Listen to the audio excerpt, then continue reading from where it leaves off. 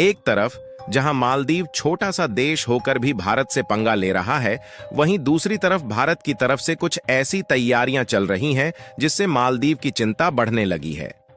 और जब से मालदीव ने अपने तेवर दिखाने शुरू किए हैं, तभी से भारत और श्रीलंका के रिलेशन को एक नई मजबूती मिलना शुरू हो गई है। क्योंकि जहां पिछले कुछ दिनों में भारत की तरफ से पुणे गैस के द्वारा श्रीलंका में एलपीजी प्रोजेक्ट सेटअप किया गया, वहीं अब भारत के द्वारा श्रीलंका में एलएनजी की सप्लाई बढ़ने जा रही है। यानी कि नेचुरल गैस की सप्लाई श्रीलंका में बढ़ाने के बाद उन देशों में भारत की एलएनजी सप्लाई कम हो सकती है जो एलएनजी इंपोर्ट के लिए भारत पर ही डिपेंडेंट है। इसीलिए मालदीव की चिंता बढ़ने लगी है, क्योंकि मालदीव एलएनजी का इंपोर्ट मेनली भारत से ही करता है। पूरी अपडेट क्या है इस वीडियो में समझते हैं, लेकिन वीडियो में आगे बढ़ने से पहले भारत की सप्लाई श्रीलंका में बढ़ाने जा रहे, उसके लिए वीडियो को एक लाइक करके चैनल को सब्सक्राइब जरूर कर लीजिए। दरअसल नेपाल, श्रीलंका, भूटान समेत मालदीव्स और बांग्लादेश जैसे भारत के पड़ोसी देशों में एलएनजी यानी कि नेचुरल गैस की सप्लाई भारत के द्वारा ही किया जाता है।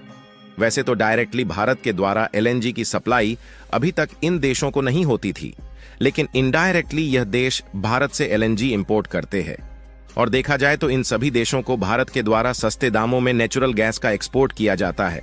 अगर ऐसे में भारत के द्वारा नेचुरल गैस की सप्लाई बंद कर दी जाए तो इन देशों में एलपीजी और सीएनजी जैसी गैसों की आपूर्ति नहीं हो सकती। और श्रीलंका ने पिछले कुछ दिनों में जिस तरह से भारत का साथ दिया है, उससे भारत भी श्रीलंका की मदद करने में कोई कसर नहीं छोड़ रहा है। और इसीलिए भारत के द्वारा श्रीलंका में एलएनजी यानी कि नेचुरल गैस की सप्लाई को बढ़ाया जा रहा है। बिजनेस लाइन की एक रिपोर्ट के मुताबिक भारत की जानी मानी natural gas supplier company Petronet Sri Lanka में एलएनजी की सप्लाई को शुरू करने जा रही है। और कमाल की बात यह है कि श्रीलंका को भारत के द्वारा डायरेक्टली एलएनजी की सप्लाई की जाएगी और इसे डायरेक्टली पाइपलाइन के थ्रू सप्लाई किया जाएगा, जिससे ट्रांसपोर्टेशन कॉस्ट को बचाया जा सकता है। और देखा जाए तो भारत और श्रीलंका के बीच यह एक लॉन्ग टर्म एग्रीमेंट होने वाला है, जिसके कारण श्रीलंका में एलएनजी सप्लाई करने की तैयारी पाइपलाइन के थ्रू की जा रही है। आपको बता दें कि पिछले साल 2023 में भारत और मालदीव के बीच कुछ डील हुई थी, जिसमें इस साल यानी कि 2024 में भारत मालदीव को नेचुरल गैस की सप्लाई करने वाला था। लेकिन मालदीव का चीन की गोद में बैठकर भारत को तेवर दिखाने का अंजाम उल्टा उसी पर भारी पड़ चुका है। फिलहाल भारत और श्रीलंका के बीच एलएनजी के लिए फाइनल की गई इस डील को देखा जाए तो इसमें भारत की पेट्रोनेट एलएनजी श्रीलंका में हर साल 300 मेगावाट कैपेसिटी की नेचुरल गैस सप्लाई करने का काम करेगी। शुरुआती दौर में तो एलएनजी की सप्लाई कंटेनर के द्वारा की जाएगी, जिसमें भारत और श्रीलंका के आइलैंड के बीच शिपिंग के माध्यम से आसानी से नेचुरल गैस की सप्लाई करने का प्लान बनाया गया है। लेकिन कुछ दिनों बाद इसे पाइपलाइन के जरिए भेजने का काम किया जाएगा। क्योंकि यह एक लॉन्ग टर्म एग्रीमेंट है, तो इससे ट्रांसपोर्टेशन कॉस्ट बचाई जा सकती है। आपको बता दें कि श्रीलंका में ऑलरेडी एक 300 मेगावाट क्षमता वाली रिफाइनरी प्लांट को सेटअप किया जा चुका है, जहां पर श्रीलंका के पास रिफाइन करने के लिए गैस मौजूद नहीं है।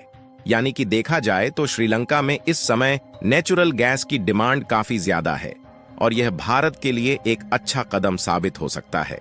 भारत और श्रीलंका के बीच इस डील में कंटेनर के माध्यम से भारत और श्रीलंका के सबसे नजदीकी आइलैंड द्वारा सप्लाई की जाएगी।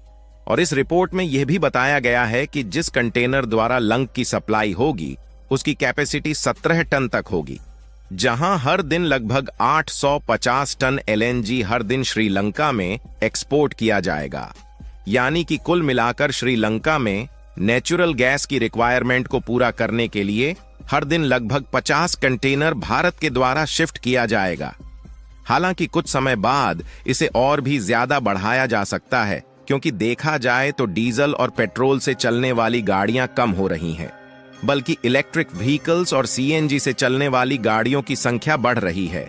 और सीएनजी की डिमांड बढ़ जाने से श्रीलंका में और भी ज्यादा मात्रा में नेचुरल गैस एक्सपोर्ट करना होगा। वैसे भी इस समय भारत और श्रीलंका के रिलेशन पहले से ज्यादा मजबूत और अच्छे हो रहे हैं, जिससे भारत के लिए यह एक अच्छा और मददगार कदम साबित हो सकता है।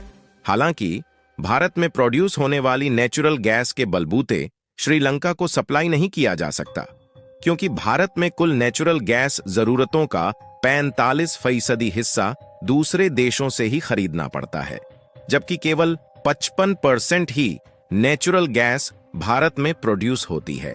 और इसीलिए भारत उन देशों में नेचुरल गैस इंपोर्ट करने का मौका तलाश रहा था जहां से सस्ते दामों में नेचुरल गैस भारत को मिल सके, जिसके लिए भारत को यही मौका कतर में मिल गया है, जो कि भारत को आने वाले 20 सालों तक सस्ते दामों में नेचुरल गैस बेचने के लिए तैयार हो गए हैं।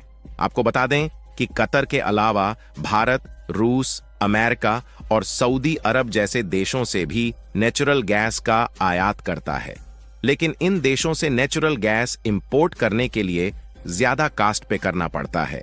और भारत को जो मौका कतर ने दिया, भारत ने इस मौके का फायदा उठाते हुए आने वाले 20 सालों तक के लिए नेचुरल गैस को इंपोर्ट करने की डील को फाइनल कर लिया है, जिसमें $70 बिलियन की नेचुरल गैस खरीदने की डील को फाइनलाइज किया गया है, जहां हर साल लगभग 7.5 मिलियन टन LNG को भारत की पेट्रोनेट कतर से खरीदने का काम करेगी। और देखा जाए तो कतर से जो नेचुरल गैस इंपोर्ट की जाएगी वह भारत की जरूरत से कहीं ज्यादा है, यानी कि भारत की जरूरत के अलावा जो नेचुरल गैस बचेगी उसे श्रीलंका में बेच दिया जाएगा। इसके अलावा नेचुरल गैस की कुछ मात्रा भारत में रिफाइन करके LPG और CNG जैसी गैसों को भी दूसरे देशों में एक्सपोर्ट किया जाएगा। यहां तक कि इस समय भी भारत से यूरोपीय देशों समेत मिडिल ईस्ट के देशों में LPG का एक्सपोर्ट किया जाता है। इसके अलावा भारत की जानी मानी कंपनी अदानी टोटल गैस ने नेचुरल गैस को प्राइमरी फ्यूल बनाने की तैयारी शुरू कर दिया है, जिसमें अदानी ग्रुप LNG रिफाइनरीज का सेटअप तैयार करने जा रही है, जिससे भारत में ज्यादा मात्रा में नेचुरल गैस रिफाइंड हो सकेगी और ज्यादा मात्रा में LNG रिफाइन करके हम दूसरे देशों में भी LPG और CNG जैसी गैसों के एक्सपोर्ट को बढ़ाने वाले हैं। नेचुरल गैस रिफाइनरी को बढ़ाने के बाद ज्यादातर यूरोपीय देश भारत से ही LPG और CNG का इंपोर्ट करेंगे, क्योंकि इस समय यूरोपीय देशों के साथ भारत के ट्रेड रिलेशंस बढ़ते ही जा रहे हैं।